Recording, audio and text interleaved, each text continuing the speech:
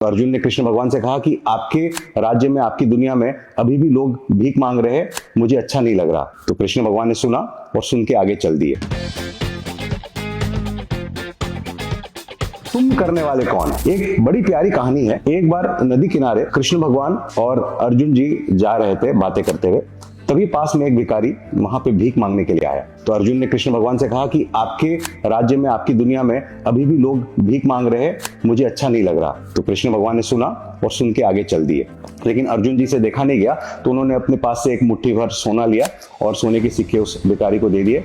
बोले, आज तुम्हें सोना दे रहा हूं, आज से आगे भीख मत मांगना, इससे कुछ जमीन खरीदना, घर खरीदना और काम करना। भिखारी ने बोला, बिल्कुल, जो आपकी आज्ञा मैं यही करूंगा। और वो सोना लेके अपने गांव जाने लगा। जैसे वो रास्ते में जा रहा था, उसके गांव के पास चोर ने उसे पकड़ लिया, उससे लूट लिया और सारा सोना लेके चला गया। भिखारी बहुत निराश हुआ। बोले, मेरी किस्मत इतनी खराब है, मुझे अब फिर भीख ही मांगनी पड़ेगी। अगले दिन फिर उसी नदी किनारे वो भिखारी भीख मांगने लगा और वहीं से वापस कृष्ण भगवान और अर्जुन जी जा रहे थे। तो अर्जुन जी ने देखा, अरे कल ही तो तुम्हें पैसे दिए थे, तुम सुधरे नहीं, अभी भी भीख मांग रहे हो। तो भिखारी ने अपने साथ जो बीती थी पिछले दिन वो बताई। तो अर्जुन जी बोले, बहुत बुरी किस्मत है, लेकिन आज मैं एक हीरा दे रहा हूँ, हीरा तुम्हारे जेब में छुप जाएगा, इसे जाके अपने गांव में बेच लेना, ताकि तुम्हें आगे से भीख मांगने की जरूरत ना पड़े।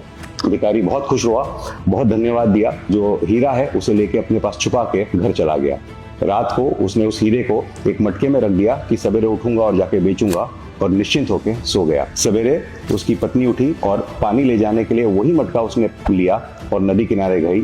जो हीरा था मटके से पानी के साथ मिल गया और बह के चला गया। भिखारी को जब ये मालूम पड़ा तो वो बहुत निराश हुआ कि ऐसी किस्मत है, 2 बार मौका मिला कि मैं भिखारी ना रहूं, एक अपना खुद का काम करूं, लेकिन बार बार वही तकलीफ में अटक रहा हूं। अगले दिन फिर वो भीख मांगने के लिए गया। तो फिर कृष्ण भगवान और अर्जुन ने ये देखा और अर्जुन ने कहा कि नहीं, तुम्हारे कर्म ही ऐसे है, मैं क्या कर सकता हूँ, मैंने जो मदद करनी थी मैं कर चुका, लेकिन अब तुम्हें अपने कर्म काटने ही होंगे। वहीं कृष्ण भगवान ने कहा, देखो मेरे पास तो और कुछ देने के लिए नहीं है, बस ये 2 सिक्के हैं, एक साधारण से सिक्के, इससे आज मैं तुम्हें भीख दे सकता हूँ, तुम जो जीवन में करना चाहो कर लो। वो 2 सिक्के लेके भिखारी आगे बढ़ा और वहीं देखा कि एक व्यक्ति मछली पकड़ के मछली की टोकरी अपने सिर पे ले जा रहा था और उसमें एक मछली अभी भी जीवित थी और तड़प रही थी। तो भिखारी ने कहा कि चलो, मैं आज तक कुछ अच्छा नहीं कर पाया, एक काम करता हूँ, ये 2 सिक्के देके वो मछली खरीद लेता हूँ, उसको पानी में छोड़ देता हूँ, कम से कम एक मछली की तो मैं जिंदगी में जान बचा पाऊंगा। उसने वही किया, उसने वो मछली ली और पानी में छोड़ दी।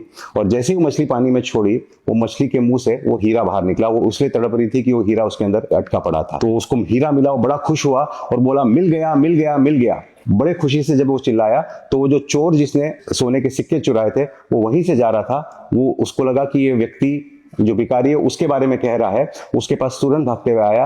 बोले, मेरा नाम किसी को मत बताना, मेरा नाम खराब हो जाएगा, मैं तुम्हारे सोने जो चुराया हुआ सोना है तुम्हें वापस दे देता हूं, तुम मेरा नाम किसी को नहीं बताना। उसके पास सोने के सिक्के भी आ गए।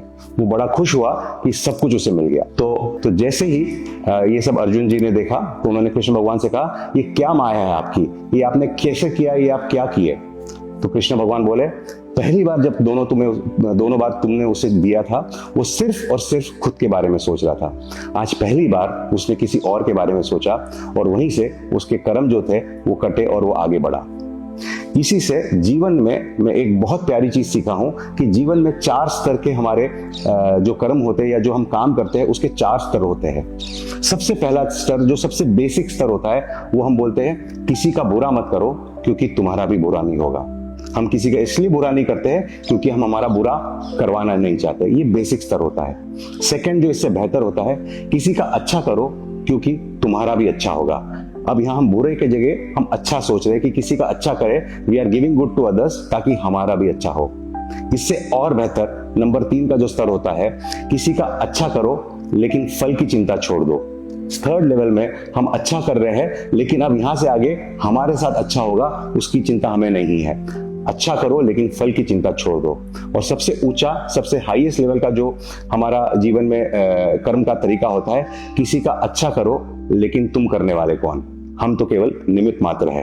तो हमारे से केवल कार्य हो रहा है, हम किसी का अच्छा कर रहे हैं लेकिन हम करने वाले कौन?